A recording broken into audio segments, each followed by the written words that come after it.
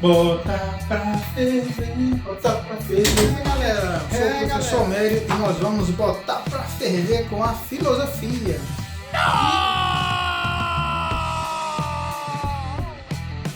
E na aula de hoje nós vamos refletir sobre o pensamento dos filósofos clássicos Sócrates, Platão e Aristóteles, buscando responder duas perguntas fundamentais para a existência humana: qual o meu lugar no mundo e o que é uma vida bem vivida.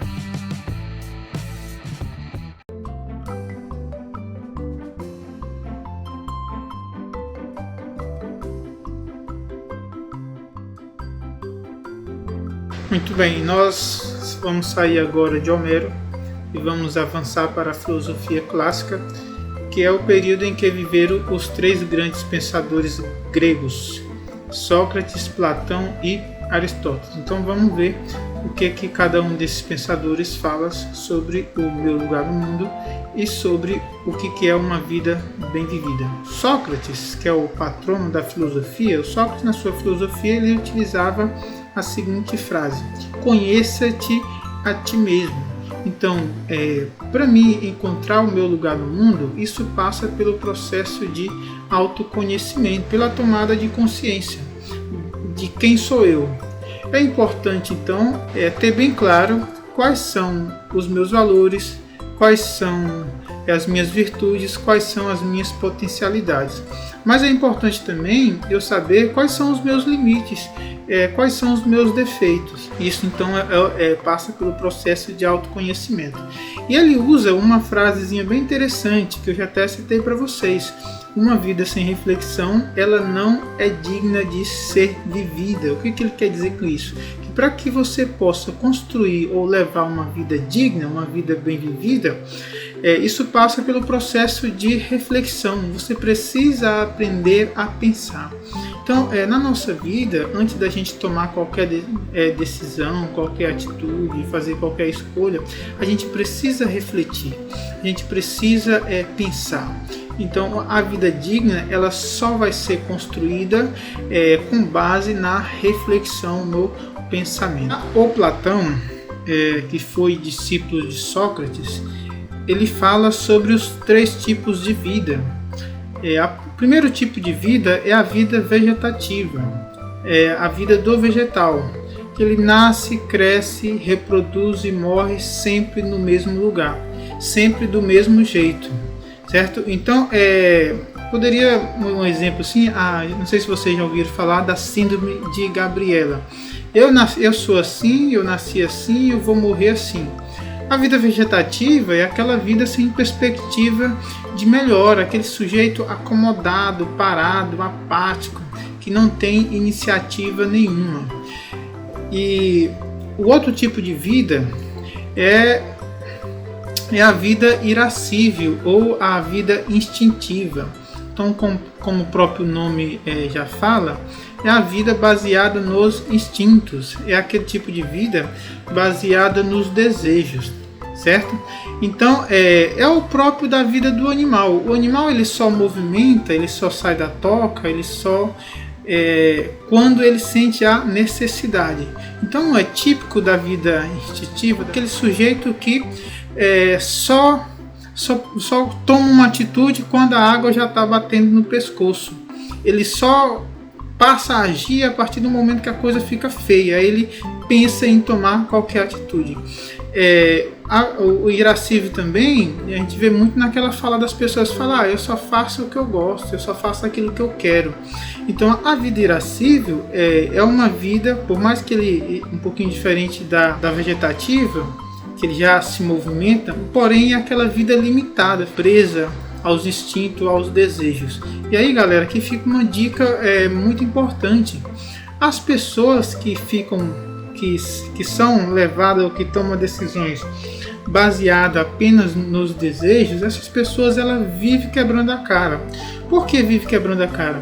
Porque os desejos, a primeira coisa que o desejo faz em nós é bloquear a nossa capacidade de pensar. Um exemplo bem para ilustrar essa questão é quando você está com raiva, você não consegue pensar bem, você não consegue raciocinar, você fica cego, certo? Então, e outra coisa, os desejos é que vai nos levar aos vícios. O desejo é que nos aprisiona, que impede da gente atingir aquilo que a gente gostaria de ser. O Shakespeare ele fala uma frase bem interessante: se você não aprender a controlar os seus desejos, esses desejos eles vão controlar você. Eu brinco com os meus alunos, falo o seguinte, que os desejos ele tem uma coisinha muito interessante.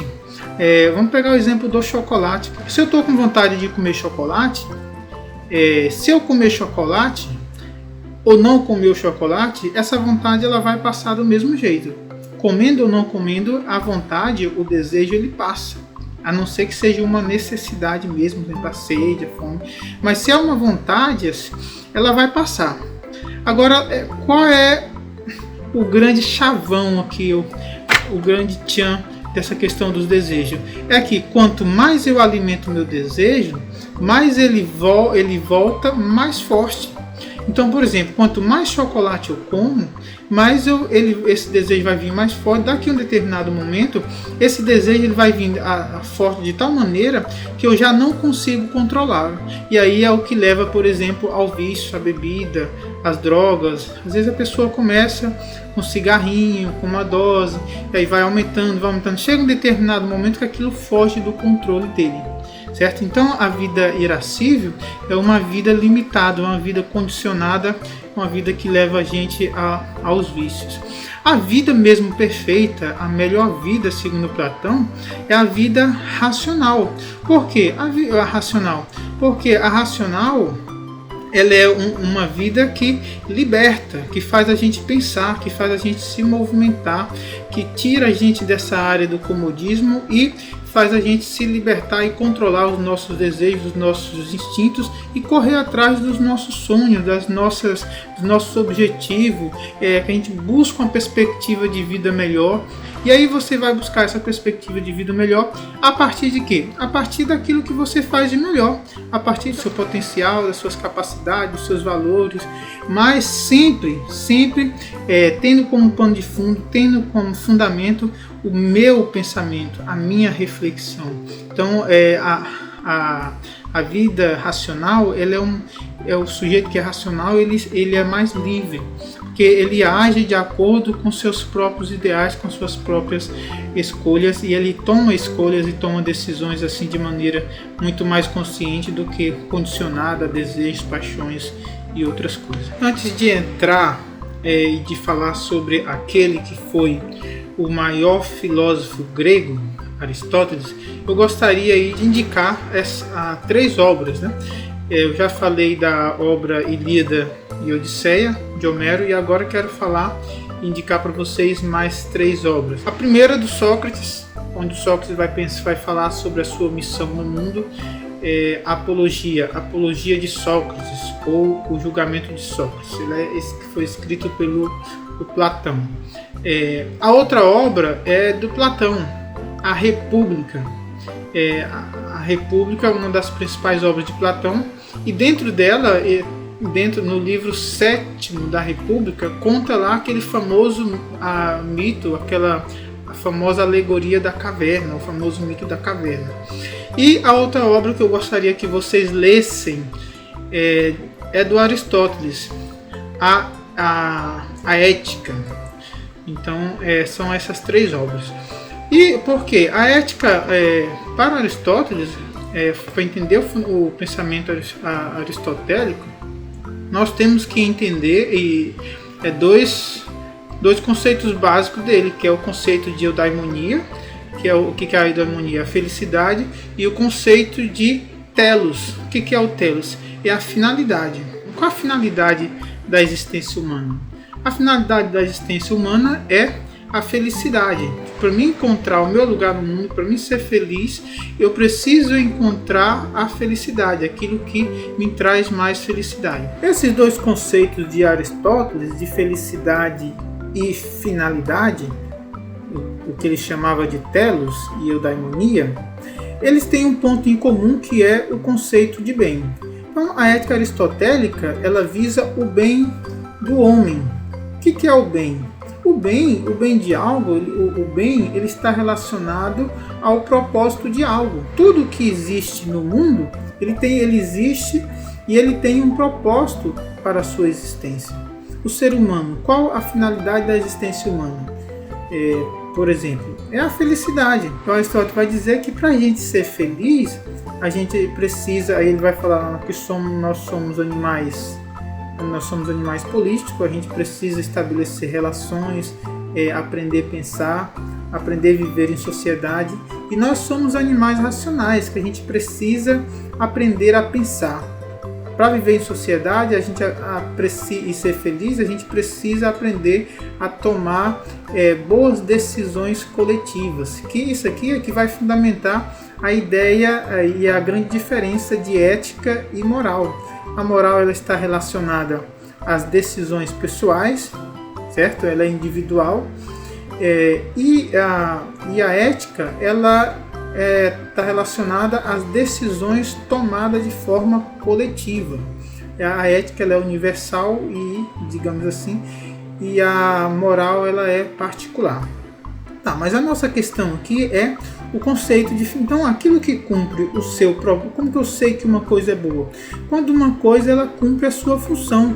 Quando essa coisa cumpre a sua função, quando essa coisa, ela cumpre o seu propósito, ela é boa. Eu vou dar 2 exemplos. Eu gosto da atividade física, de correr. Mas para mim fazer a minha atividade física, a minha corrida, eu preciso de um tênis. Ao escolher um tênis, eu parto de 3 qualidades. Ele precisa ser confortável, ser um tênis leve, duradouro e proteger o meu pé. A finalidade desse tênis é a proteção do pé, certo? Esse apoio para a minha atividade física, e ele precisa proteger os meus pés. E ser confortável, e quanto mais duradouro ele for, melhor para mim, certo? Se eu compro um tênis, e o tênis ele não é confortável, machuca meu pé, ele não protege o meu pé, e ele não é duradouro, esse tênis ele não cumpriu a sua finalidade. Então esse tênis ele não é bom, certo? Então ele não é um tênis bom.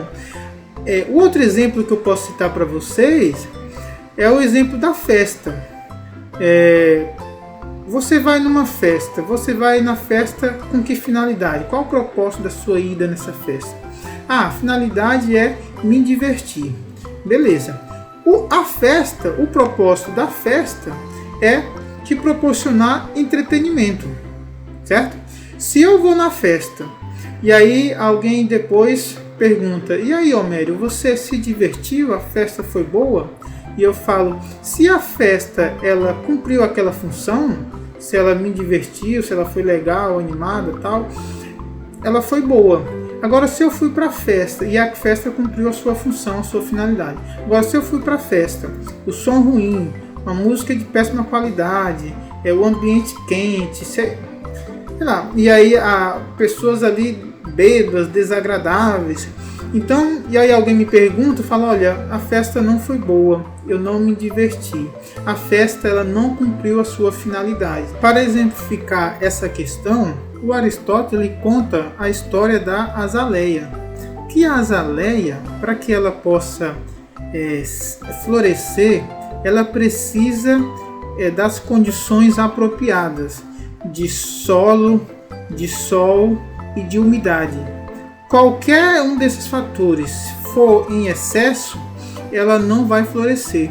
Então, o mesmo acontece com nós seres humanos. Para que uma pessoa ele possa se desenvolver de forma saudável, ela precisa evitar na sua vida os excessos, desenvolver bem as suas funções, mas sempre de maneira equilibrada, porque segundo Aristóteles, os excessos eles não são saudáveis para a nossa vida. Os filósofos gregos antigos, eles entendem o universo como uma grande engrenagem. Nós somos uma peça, uma pequena peça que precisa, para que as coisas funcionem bem, ela precisa se encaixar dentro dessa engrenagem e aí exercer bem a sua função para que as coisas corram bem. Eu comparo, por exemplo, a um motor. Imagine uma pequena peça, o mecânico vai lá, arruma um motor e deixa lá uma pequena peça fora do lugar dentro do motor.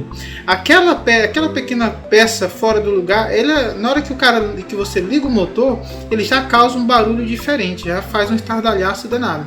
E se aquela peça não se encaixar no seu lugar, ela vai comprometer o motor e até levar a fundir o motor. A mesma coisa é com a nossa vida, galera. Se uma pessoa num determinado ambiente, ele não se encontra, está numa função em que ele não é bom, em que a pessoa está fora do lugar e ele não se encontrou ainda na vida, essa pessoa ela vai atrapalhar todo o bom andamento daquele ambiente. As coisas não fluem, é briga, é discussão, é desordem, atrapalha o andamento ali. Uma pessoa que está fora do lugar, que ela fica infeliz, insatisfeita, amarga, está sempre reclamando de tudo, ela inferniza a vida das pessoas à sua volta. Então é extremamente importante para que as coisas andem, para que as coisas fluem. Os gregos eles entendem que é extremamente importante que você encontre o seu lugar no mundo, e uma vez encontrando esse lugar, você tem que exercer bem as suas funções.